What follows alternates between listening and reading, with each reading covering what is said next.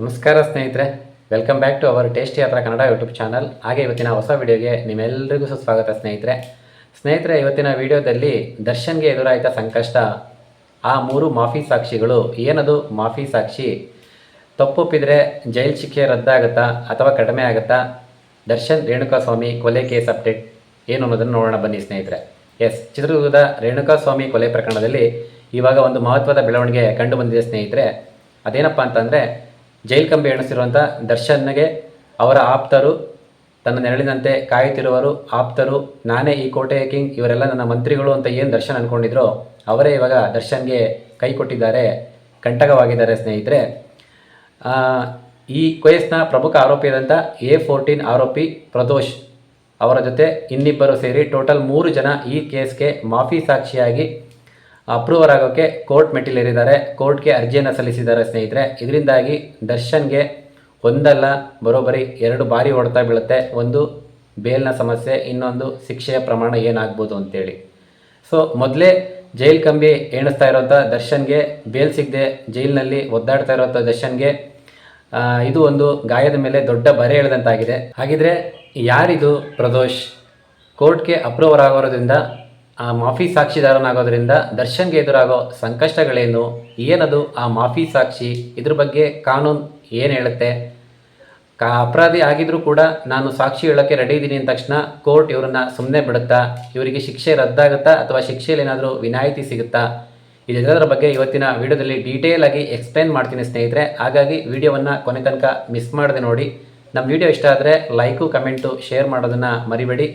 ಹಾಗೆ ನೀವಿನ್ನೂ ನಮ್ಮ ಚಾನಲ್ನ ಸಬ್ಸ್ಕ್ರೈಬ್ ಮಾಡಿಲ್ಲ ಅಂತಂದರೆ ಈ ಕೂಡಲೇ ಈ ಥರದ ಹೊಸ ಹೊಸ ಮಾಹಿತಿಗಳಿಗಾಗಿ, ಅಪ್ಡೇಟ್ಗಳಿಗಾಗಿ ನಮ್ಮ ಚಾನಲ್ನ ಸಬ್ಸ್ಕ್ರೈಬ್ ಮಾಡಿ, ಬೆಲ್ ಐಕಾನ್ ಪ್ರೆಸ್ ಮಾಡಿ. ಮೊದಲು ಈ ರೇಣುಕಾಸ್ವಾಮಿ ಕೊಲೆ ಕೇಸ್ನಲ್ಲಿ ಆಗಿರುವಂಥ ಲೇಟೆಸ್ಟ್ ಡೆವಲಪ್ಮೆಂಟ್ ಬಗ್ಗೆ ನೋಡ್ಬಿಡೋಣ ಬನ್ನಿ.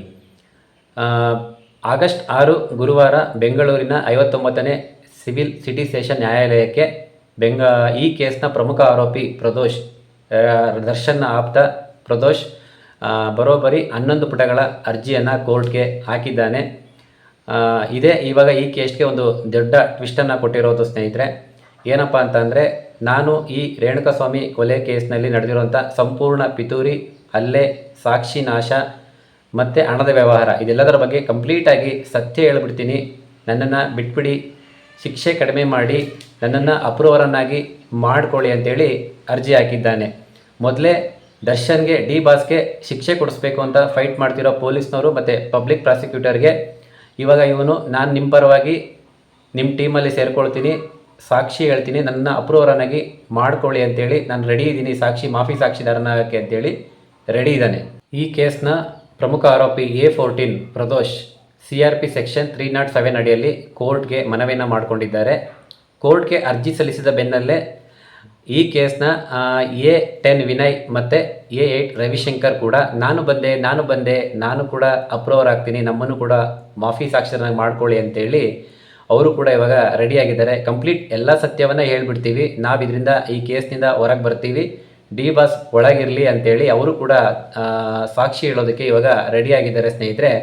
ಆದರೆ ಇವರಿಗೆಲ್ಲ ಒಂದು ಭಯ ಇದೆ. ಅದೇನು ಅಂತ ಅಂದರೆ, ನಮ್ಮನ್ನು ದರ್ಶನ್ ಪಕ್ಕದಲ್ಲಿ ಇರಿಸಬೇಡಿ, ನಾವು ದರ್ಶನ್ ಪಕ್ಕದಲ್ಲಿದ್ದು ಸಾಕ್ಷಿ ಹೇಳೋದಕ್ಕೆ ಆಗೋದಿಲ್ಲ, ನಮ್ಮನ್ನು ದರ್ಶನ್ ಮತ್ತು ಇತರ ಆರೋಪಿಗಳಿಂದ ಪ್ರತ್ಯೇಕ ಸೆಲ್ನಲ್ಲಿ ಇರೋದಕ್ಕೆ ವ್ಯವಸ್ಥೆ ಮಾಡಿಕೊಡಿ, ನಾವು ಆ ಪ್ರತ್ಯೇಕ ಸೆಲ್ನಿಂದಲೇ ಕೋರ್ಟ್ಗೆ ಹಾಜರಾಗ್ತೀವಿ, ವಿಚಾರಣೆಗೆ ಹಾಜರಾಗ್ತೀವಿ, ಇದಕ್ಕೆ ವ್ಯವಸ್ಥೆ ಮಾಡಿಕೊಡಿ ಅಂತೇಳಿ ಕೋರ್ಟ್ಗೆ ಮನವಿಯನ್ನು ಮಾಡಿಕೊಂಡಿದ್ದಾರೆ. ದರ್ಶನ್ ಜೊತೆಗಿರೋದ್ರಿಂದ ನನಗೆ ಜೀವಕ್ಕೆ ಅಪಾಯವಿದೆ, ದರ್ಶನ್ ನನಗೆ ಪ್ರೆಸರ್ ಹಾಕೋ ಚಾನ್ಸಸ್ ಇದೆ ಅಂತೇಳಿ ಪ್ರದೋಷ್ ಇವಾಗ ಭಯವನ್ನು ವ್ಯಕ್ತಪಡಿಸಿದ್ದಾನೆ.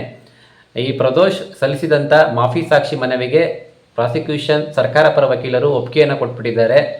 ಸಾಕ್ಷಿ ಹೇಳು, ಆಯಿತು ನೀನು ಅಂತೇಳಿ ಒಪ್ಪಿಗೆಯನ್ನು ಕೊಟ್ಟಿದ್ದಾರೆ. ಆದರೆ ಅಲ್ಲಿ ಕಂಡೀಷನ್ಸ್ ಇದೆ. ಏನಪ್ಪ ಅಂತಂದರೆ, special public prosecution Prasanna Kumar ಕೋರ್ಟ್ಗೆ ಮೆಮೊ ಹಾಕಿದ್ದಾರೆ. ಆ ಕಂಡೀಷನ್ ಏನು ಅಂತಂದರೆ, ಈ ಕೇಸ್ನಲ್ಲಿ ನಿನ್ನ ಪಾತ್ರ ಮಾತ್ರವಲ್ಲದೆ ದರ್ಶನ್ ಸೇರಿ ಇತರ ಆರೋಪಿಗಳ ಪಾತ್ರ ಮತ್ತು ಏನೇನು ನಡೆದಿದೆ ಇದೆಲ್ಲದನ್ನು ಕಂಪ್ಲೀಟಾಗಿ ಸತ್ಯವನ್ನು ನೀನು ಬಾಯ್ಬಿಡಬೇಕು, ಆಗ ಮಾತ್ರ ನಿನ್ನನ್ನು ಅಪ್ರೂವರನ್ನಾಗಿ ಮಾಡ್ಕೊಳ್ತೀವಿ ಅಂತೇಳಿ ಕಂಡೀಷನ್ಸ್ ಹಾಕಿದ್ದಾರೆ. ಇನ್ನು ಈ ಕೇಸ್ನ A10 ಆರೋಪಿ ವಿನಯ್ ಸಲ್ಲಿಸಿದ ಅರ್ಜಿ ಕೇವಲ 2 ಪುಟ ಮಾತ್ರ ಇದೆ. ಇದರಲ್ಲಿ ಯಾವುದೇ ಥರ ಸೂಕ್ತ ವಿವರಣೆ ಇಲ್ಲ. ಹಾಗಾಗಿ ಇದನ್ನು ಪರಿಗಣಿಸೋದು ಬೇಡ, ಪೆಂಡಿಂಗ್ ಇಡೋಣ, ಆಮೇಲೆ ನೋಡೋಣ ಇದ್ರ ಬಗ್ಗೆ ಅಂತೇಳಿ ಪ್ರಾಸಿಕ್ಯೂಟರ್ ಪ್ರಸನ್ನ ಕುಮಾರ್ ಕೋರ್ಟ್ಗೆ ಹೇಳಿದ್ದಾರೆ. ಆದರೆ ಇಲ್ಲಿ ದರ್ಶನ್ ಪರ ಹಿರಿಯ ವಕೀಲ ಅಶ್ಮತ್ ಪಾಷಾ ಅವರು ಈ ಮಾಫಿ ಸಾಕ್ಷಿ ಬಗ್ಗೆ ತೀವ್ರವಾಗಿ ವಿರೋಧಿಸ್ತಿದ್ದಾರೆ. ಅವರ ವಾದ ಏನು ಅಂತ ಅಂದರೆ, ಮಾಫಿ ಸಾಕ್ಷಿ ಆಗೋ ಪ್ರಕ್ರಿಯೆ ಕೇವಲ ಪ್ರಾಸಿಕ್ಯೂಷನ್ ಅನುಕೂಲಕ್ಕೆ ತಕ್ಕಂತೆ ಇರಬಾರದು. ಇದರಿಂದ ಪ್ರಕರಣದ ನಿಷ್ಪಕ್ಷಪಾತ ವಿಚಾರಣೆಗೆ ಸಮಸ್ಯೆ ಆಗುತ್ತೆ ಅಂತ ಕೋರ್ಟ್ಗೆ ಹೇಳಿದ್ದಾರೆ. ವಾದ ವಿವಾದಗಳನ್ನ ಆಲಿಸಿರೋ ಈ ಕೋರ್ಟ್ ತೀರ್ಪನ್ನು ಸೋಮವಾರ ಆಗಸ್ಟ್ 10ಕ್ಕೆ ಕಾಯ್ದಿರಿಸಿದೆ.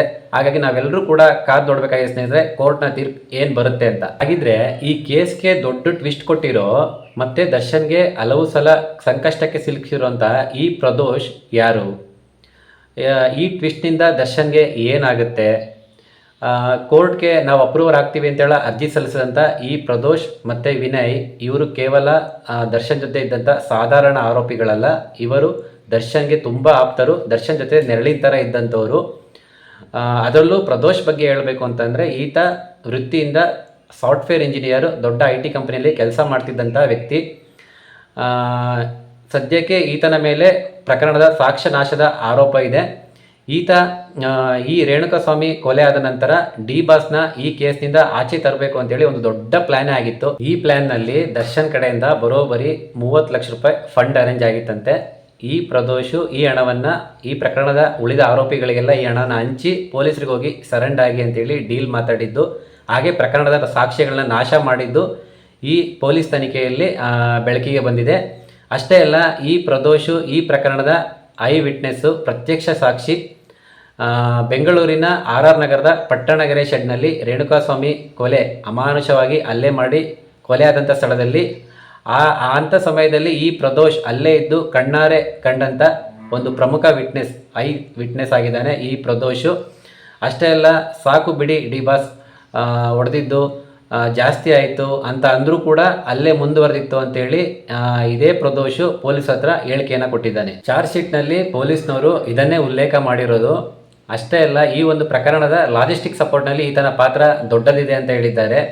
ಏನಂತಂದರೆ, ರೇಣುಕಾಸ್ವಾಮಿ ಕೊಲೆ ಆದ ನಂತರ ಈ ವಿಷಯವನ್ನು ಮೃತಪಟ್ಟ ನಂತರ ಈ ವಿಷಯವನ್ನು ಡಿ ಬಾಸ್ಗೆ ತಿಳಿಸಿದ್ದು ಈತನೇ ಮೊದಲು. ಬಾಸ್ ಹೊಡೆದು ಸತ್ತೋಗಿದ್ದಾನೆ ಅಂತ ಹೇಳಿದಂತೆ.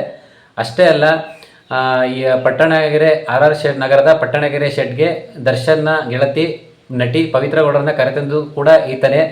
ರೇಣುಕಾಸ್ವಾಮಿ ಮೃತಪಟ್ಟ ನಂತರ ಆತನ ದೇಹವನ್ನು ಹೊರಗಡೆ ತೊಗೊಂಡೋಗಿ ಎಲ್ಲೋ ಒಂದು ಕಡೆ ಹಾಕಿ ಬಂದ್ರಲ್ಲ, ಈ ಒಂದು ಕೆಲಸಕ್ಕೆ ಈತನ ಕಾರೇ ಯೂಸ್ ಆಗಿತ್ತು. ಈ ಒಂದು ಸಾಗಾಟ ವಿಚಾರದಲ್ಲಿ ಈತನ ಒಂದು ಪ್ರಮುಖ ಪಾತ್ರ ಇದೆ ಅಂತೇಳಿ ಈ ಒಂದು ಆರೋಪ ಕೂಡ ಇತ್ತು. ಹಾಗೆ ಈ ಒಂದು ಕೇಸ್ನ ಇನ್ನೊಬ್ಬ ಆರೋಪಿ A10 ವಿನಯ್, ಈತ RR ನಗರದ ಸ್ಟೋನಿ ಬ್ರೂಕ್ ಪಬ್ನ ಮಾಲೀಕ ಆಗಿದ್ದು ಈತನು ಕೂಡ ದರ್ಶನ್ಗೆ ಆಪ್ತನಾಗಿದ್ದ. ಈ ಹತ್ಯೆ ನಡೆದ ದಿನ ರೇಣುಕಾಸ್ವಾಮಿಯನ್ನ ಚಿತ್ರದುರ್ಗದಿಂದ ಅಪಹರಣ ಮಾಡೋಕೆ ಮುಂಚೆ ಅದೇ ದಿನ ಮಧ್ಯಾಹ್ನ ಸ್ಟೋನಿ ಬ್ರೂಕ್ ಪಬ್ನಲ್ಲಿ ದರ್ಶನ್ ಆ್ಯಂಡ್ ಕಂಪನಿಗೆ ಪಾರ್ಟಿಯನ್ನು ಅರೇಂಜ್ ಮಾಡಿದೆ ಈತ A10 ಆರೋಪಿ ವಿನಯ್. ಇಂಥ ಪ್ರಮುಖ ಆರೋಪಿಗಳೇ ಈಗ ದರ್ಶನ್ ವಿರುದ್ಧವೇ ಮಾಫಿ ಸಾಕ್ಷಿ ಆಗೋದಕ್ಕೆ ರೆಡಿಯಾಗಿ ನಿಂತ್ಕೊಂಡ್ಬಿಟ್ಟಿದ್ದಾರೆ. ಈ ಮಾಫಿ ಸಾಕ್ಷಿಗಳಿಂದ ದರ್ಶನ್ಗೆ ಎದುರಾಗೋ ಆ 3 ದೊಡ್ಡ ಸಂಕಷ್ಟಗಳೇನು ಅದನ್ನು ನೋಡ್ತಾ ಹೋಗೋಣ ಬನ್ನಿ. ಸದ್ಯಕ್ಕೆ ಪೊಲೀಸ್ನವರ ಬಳಿ ಇರೋದು ಈ ಸಾಂದರ್ಭಿಕ ಸಾಕ್ಷಿಗಳು ಮಾತ್ರ. ಅಂದರೆ CCTVಯಲ್ಲಿ ಸೆರೆಯಾದಂಥ ದೃಶ್ಯಗಳು, ಮೊಬೈಲ್ ಕ್ಯಾಮರಾದಲ್ಲಿ ಸೆರೆಯಾದಂಥ ದೃಶ್ಯಗಳು, ಕಾಲ್ ರೆಕಾರ್ಡು, ಕಾಲ್ ಲೊಕೇಶನ್ನು, ಈ ಎಲ್ಲ ರಿಪೋರ್ಟ್ಗಳಿದ್ದಾವೆ. ಇದೆಲ್ಲ ಕ್ರೈಮ್ ಸೀನ್ನಲ್ಲಿ ನಡೆದಂಥ ಪ್ರತ್ಯಕ್ಷ ಸಾಕ್ಷಿಗಳಲ್ಲ. ಕ್ರೈಮ್ ನಡೆಯೋಕ್ಕೂ ಮುಂಚೆ, ನಡೆದ ನಂತರ ಯಾವ್ಯಾವ ಜಾಗದಲ್ಲಿ ಯಾವ್ಯಾವ ನಿರ್ದಿಷ್ಟ ವ್ಯಕ್ತಿಗೆ ಆರೋಪಿಗಳನ್ನ ನಾವು ನೋಡಿದ್ವಿ ಅನ್ನೋ ಸಾಕ್ಷಿಗಳು ಮಾತ್ರ ಸದ್ಯಕ್ಕೆ ಪೊಲೀಸ್ನವ್ರ ಹತ್ರ ಇದೆ. ಈಗ ಸದ್ಯಕ್ಕೆ ಆರೋಪಿಯಾಗಿರೋದಂಥ ಈ ಪ್ರದೋಷು ಪ್ರತ್ಯಕ್ಷ ಸಾಕ್ಷಿ ಆಗಲಿಕ್ಕೆ, ಪ್ರತ್ಯಕ್ಷದರ್ಶಿ ಆಗಲಿಕ್ಕೆ ಹೊರಟಿದ್ದಾನೆ. ಆ ಪಟ್ಟಣಗೆರೆ ಶೆಡ್ನಲ್ಲಿ ಏನು ರೇಣುಕಾಸ್ವಾಮಿ ಕೊಲೆ ಆಯ್ತಲ್ವಾ, ಆ ಶೆಡ್ನಲ್ಲಿ ಏನೇನು ನಡೀತು, ಯಾರು ಏನು ಪ್ಲ್ಯಾನ್ ಮಾಡಿದ್ರು, ಯಾರು ಹೊಡೆದ್ರು, ಆಮೇಲೆ ಸತ್ತ ನಂತರ ಬಾಡಿಯನ್ನು ಎಲ್ಲಿಗೆ ಬಿಸಾಕಿ ಬಂದರು, ಇದೆಲ್ಲದರನ್ನ ಕಣ್ಣಾರೆ ಕಂಡಂಥ ಈ ಪ್ರದೋಷ್ ಏನಾದರೂ ಕೋರ್ಟಿಗೆ ಬಂದು ದರ್ಶನ್ ಕಡೆ ಬೆರಳು ತೋರಿಸಿ ಹೇಳಿದ್ದೆ ಆದರೆ ಡೈರೆಕ್ಟ್ ಎವಿಡೆನ್ಸ್ ಆಗುತ್ತೆ. ಹಂಗಂತ ಇವರೊಂದು ಹೇಳಿಕೆಯಿಂದಲೇ ದರ್ಶನ್ಗೆ ಶಿಕ್ಷೆ ಆಗುತ್ತೆ ಅಂತ ಅಲ್ಲ. ಆದರೆ ದರ್ಶನ್ ಪರ ವಕೀಲ, ಡಿಫೆನ್ಸ್ ಲಾಯರು ಅಶ್ಮತ್ ಪಾಷಾ ಅವರಿಗೆ ಇದನ್ನು ಸುಳ್ಳು ಅಂತ ಪ್ರೂವ್ ಮಾಡಲಿಕ್ಕೆ ಒಂದು ದೊಡ್ಡ ಚಾಲೆಂಜ್ ಆಗುತ್ತೆ. ಇನ್ನು ನೆಕ್ಸ್ಟು ಸಾಕ್ಷಿ ನಾಶದ ಪುರಾವೆ ಸ್ಟ್ರಾಂಗ್ ಆಗುತ್ತೆ. ನಾನು ಆಗಲೇ ಹೇಳಿದ್ನಲ್ಲ ಸ್ನೇಹಿತರೆ, ಈ ಒಂದು ಕೇಸ್ನ ಸಾಕ್ಷಿನ ನಾಶ ಮಾಡಲಿಕ್ಕೆ ದರ್ಶನ್ ಕಡೆಯಿಂದ ದುಡ್ಡು ಅರೇಂಜ್ ಆಗಿತ್ತು ಅಂತೇಳಿ. ಅದೇನಾದರೂ ಈ ಪ್ರದೋಷ್ ಮಾಫಿ ಸಾಕ್ಷಿಯಿಂದ ಸಾಬೀತಾದರೆ ಸ್ಟ್ರಾಂಗ್ ಎವಿಡೆನ್ಸ್ ಆಗುತ್ತೆ. ಇನ್ನು ನೆಕ್ಸ್ಟ್ ಜಾಮೀನು ಸಿಗೋ ಸಾಧ್ಯತೆ ಮತ್ತಷ್ಟು ಕ್ಷೀಣ. ಸ್ನೇಹಿತರೆ, ಆಲ್ರೆಡಿ ಈಗ ದರ್ಶನ್ಗೆ 1 ವರ್ಷಗಳ ಕಾಲ ಬೇಲ್ಗೆ ಅರ್ಜಿಯನ್ನು ಸಲ್ಲಿಸೋ ಆಗಿಲ್ಲ ಅಂತೇಳಿ ಸುಪ್ರೀಂ ಕೋರ್ಟು ಆದೇಶ ಮಾಡಿದೆ.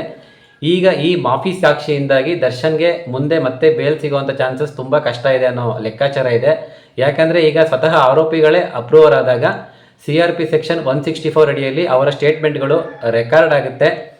ಅವರ ಹೇಳಿಕೆಗಳು ಕೋರ್ಟ್ನಲ್ಲಿ ಮತ್ತು ಜೈಲಿನಲ್ಲಿ ನಡೆಯುವಂಥ ವಿಚಾರದಲ್ಲಿ ಒಂದು ವೇಳೆ ಸಾಬೀತಾದರೆ, ನಿಜ ಅಂತೇಳಿ ಸಾಬೀತಾದರೆ ಈ ಕೇಸ್ ಇನ್ನಷ್ಟು ಸ್ಟ್ರಾಂಗ್ ಆಗುತ್ತೆ. ಮತ್ತೆ ದರ್ಶನ್ಗೆ ಕಾನೂನಿನ ಉರುಳು ಮತ್ತೆ ಟೈಟ್ ಆಗುತ್ತೆ. ಸ್ನೇಹಿತರೆ, ಈಗ ನಿಮಗೊಂದು ಪ್ರಶ್ನೆ ಮೂಡಬಹುದು, ಈ ಮಾಫಿ ಸಾಕ್ಷಿ ಅಂದ್ರೆ ಏನು? ಅಷ್ಟೊಂದು ಪವರ್ ಇರುತ್ತಾ ಇದಕ್ಕೆ? ಸಿಂಪಲಾಗಿ ಹೇಳಬೇಕು ಅಂದರೆ ಕಾನೂನಿನ ಭಾಷೆಯಲ್ಲಿ ಪಾರ್ಡಾನ್ ವಿಟ್ನೆಸ್ ಅಪ್ರೂವರ್ ಅಂತೇಳಿ ಕರೀತಾರೆ ಸ್ನೇಹಿತರೆ. ಈ ಮಾಫಿ ಸಾಕ್ಷಿ ಅಂದ್ರೆ ಏನು ಅಂತ ಅಂದರೆ, ಯಾವುದೇ ಒಂದು ಪ್ರಕರಣದಲ್ಲಿ ಭಾಗಿಯಾದಂಥ ಸಹ ಆರೋಪಿಗಳು ತಾನು ಮಾಡಿದ ತಪ್ಪನ್ನು ಒಪ್ಪಿಕೊಂಡು ಪ್ರಕರಣದ ಮುಖ್ಯ ಆರೋಪಿ ವಿರುದ್ಧ ಸಾಕ್ಷಿ ಹೇಳೋಕೆ ರೆಡಿಯಾಗೋದು, ಸರ್ಕಾರದ ಪರವಾಗಿ ಸಾಕ್ಷಿದಾರನಾಗಿ ಬದಲಾಗೋದನ್ನೇ ಮಾಫಿ ಸಾಕ್ಷಿ ಅಥವಾ ಅಪ್ರೂವರ್ ಅಂತೇಳಿ ಕರೀತಾರೆ. ಈ ಮಾಫಿ ಸಾಕ್ಷಿದಾರರು ಕೋರ್ಟ್ಗೆ ಹೆಲ್ಪ್ ಮಾಡೋದ್ರಿಂದ, ಅಂದರೆ ಕೋರ್ಟ್ಗೆ ನ್ಯಾಯ ಕೊಡಿಸೋಕೆ ಹೆಲ್ಪ್ ಮಾಡೋದ್ರಿಂದ ಕೋರ್ಟ್ ಕೂಡ ಇವರಿಗೆ ಹೆಲ್ಪ್ ಮಾಡುತ್ತೆ. ಏನು ಹೆಲ್ಪ್ ಅಂತಂದರೆ ಷರತ್ತುಬದ್ಧ ಕ್ಷಮಾದಾನವನ್ನು ಕೊಡುತ್ತೆ ಸ್ನೇಹಿತರೆ. ಹಾಗಾದ್ರೆ ನೀವು ಇಲ್ಲಿ ಕೇಳ್ಬೋದು, ಯಾರು ಬೇಕಾದರೂ ಮಾಫಿ ಸಾಕ್ಷಿದಾರ ಆಗ್ಬೋದಾ ಅಂತ ಕೇಳೋದಾದರೆ ಖಂಡಿತ ಇಲ್ಲ.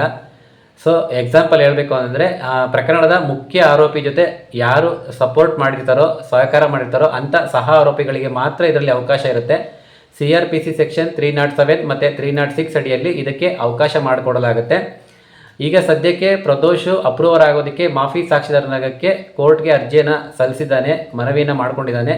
ಆದರೆ ಕೋರ್ಟ್ ಇದರ ಬಗ್ಗೆ ಅಂತಿಮ ತೀರ್ಮಾನ ಇನ್ನೂ ಕೈಗೊಂಡಿಲ್ಲ. ನೆಕ್ಸ್ಟ್ ಆಗಸ್ಟ್ 10 ಸೋಮವಾರ ಇದ್ರ ಬಗ್ಗೆ ಅಂತಿಮ ತೀರ್ಮಾನ ಮಾಡುತ್ತೆ. ಇಲ್ಲಿ ಇವಾಗ ಏನು ಅಪ್ರೂವರ್ ಆಗ್ತಿದಾರಲ್ಲ, ಮಾಫಿ ಸಾಕ್ಷಿದಾರ ಆಗ್ತಿರಲ್ಲ ಪ್ರದೋಷ್ ಮತ್ತು ವಿನಯ್, ಇವ್ರಿಗೇನಾದರೂ ಶಿಕ್ಷೆ ರದ್ದಾಗತ್ತಾ ಅಂತ ಕೇಳೋದಾದರೆ 2 ಚಾನ್ಸಸ್ ಇದೆ. ಒಂದು, ಶಿಕ್ಷೆ ರದ್ದಾಗ್ಬೋದು ಅಥವಾ ಶಿಕ್ಷೆಯ ಪ್ರಮಾಣ ಇಳಿಮುಖ ಆಗ್ಬೋದು. ಅದು ಹೇಗೆ ಡಿಸೈಡ್ ಆಗುತ್ತೆ ಅಂದರೆ, ಈ ಪ್ರಕರಣದಲ್ಲಿನ ಆರೋಪಿಯ ಪಾತ್ರ ಮತ್ತು ಅವರ ವಿರುದ್ಧ ಇರುವಂಥ ಸಾಕ್ಷಿಗಳ ಆಧಾರದ ಮೇಲೆ ಈ ಎಲ್ಲ ಅಂಶಗಳನ್ನ ಗಮನದಲ್ಲಿ ಇಟ್ಕೊಂಡು ಕೋರ್ಟ್ ಅದನ್ನು ಡಿಸೈಡ್ ಮಾಡುತ್ತೆ. ಆದರೆ ಇಲ್ಲಿ ಒಂದು ನೆನ್ಪಿಟ್ಕೊಳ್ಳಿ, ಅವರು ಸಾಕ್ಷಿದಾರರು ಕಂಪ್ಲೀಟ್ ಸತ್ಯವನ್ನೇ ಹೇಳಬೇಕು. ಅವ್ರು ಹೇಳುವಂಥ ಹೇಳಿಕೆಗಳು ಟ್ರಯಲ್ನಲ್ಲಿ ಸತ್ಯ ಅಂತೇಳಿ ಪ್ರೂವ್ ಆಗಬೇಕು. ಒಂದು ವೇಳೆ ಅವರೇನಾದ್ರು ಸುಳ್ಳು ಹೇಳ್ತಿದ್ದಾರೆ ಅಂತ ಪ್ರೂವ್ ಆದರೆ ಖಂಡಿತ ಅವರಿಗೆ ಶಿಕ್ಷೆ ಡಬಲ್ ಆಗುತ್ತೆ. ಈ ಮಾಫಿ ಸಾಕ್ಷಿದಾರರು ಏನಾದರೂ ಸುಳ್ಳು ಹೇಳ್ತಿದ್ದಾರೆ ಅಂತೇಳಿ ಸಾಬೀತಾದರೆ, ಒಂದು ಅವ್ರು ಮಾಡಿರುವಂಥ ಅಪರಾಧಕ್ಕೆ, ಇನ್ನೊಂದು ಕೋರ್ಟ್ಗೆ ಸುಳ್ಳು ಹೇಳಿ ಕೋರ್ಟ್ನ ದಾರಿನ ತಪ್ಪಿಸೋವಂಥ ಕೆಲಸ ಮಾಡಿದ್ದಕ್ಕೆ ಅವರಿಗೆ ಶಿಕ್ಷೆ ಕಠಿಣ ಆಗುತ್ತೆ, ಡಬಲ್ ಆಗುತ್ತೆ. ಹಾಗಾಗಿ ಈ ರಿಸ್ಕ್ನ ಯಾರೂ ತಗೊಳ್ಳೋದಕ್ಕೆ ರೆಡಿ ಇರಲ್ಲ. ಒಟ್ಟಿನಲ್ಲಿ ಈ ರೇಣುಕಾಸ್ವಾಮಿ ಕೊಲೆ ಕೇಸ್ ಪ್ರಕರಣ ಅಂತಿಮ ಘಟ್ಟಕ್ಕೆ ತಲುಪ್ತಾ ಇದೆ. ಈ A14 ಆರೋಪಿಯಾದಂಥ ಪ್ರದೋಷ್ನ ಕೋರ್ಟು ಮಾಫಿ ಸಾಕ್ಷಿದಾರನ ಕನ್ಸಿಡರ್ ಮಾಡುತ್ತಾ ಏನು ಅನ್ನೋದು ಆಗಸ್ಟ್ 10 ಸೋಮವಾರ ಬರುವಂಥ ತೀರ್ಮಾನದ ಮೇಲೆ ನಾವೆಲ್ಲ ಕಾದು ನೋಡಬೇಕಾಗಿದೆ ಸ್ನೇಹಿತರೆ. ಇದ್ರ ಬಗ್ಗೆ ನಿಮ್ಮ ಒಪಿನಿಯನ್ ಏನು ಅಂತೇಳಿ ಕಮೆಂಟ್ ಬಾಕ್ಸ್ನಲ್ಲಿ ತಪ್ಪದೇ ಕಮೆಂಟ್ ಮಾಡಿ ತಿಳಿಸಿ. ಹಾಗೆ ನಮ್ಮ ಚಾನಲ್ನ ಸಬ್ಸ್ಕ್ರೈಬ್ ಮಾಡಿಲ್ಲ ಅಂತಂದರೆ ಈ ಕೂಡಲೇ ಸಬ್ಸ್ಕ್ರೈಬ್ ಮಾಡ್ಕೊಳ್ಳಿ. ಮತ್ತೆ ಭೇಟಿ ಆಗ್ತಿರೋಣ. ನಮಸ್ಕಾರ.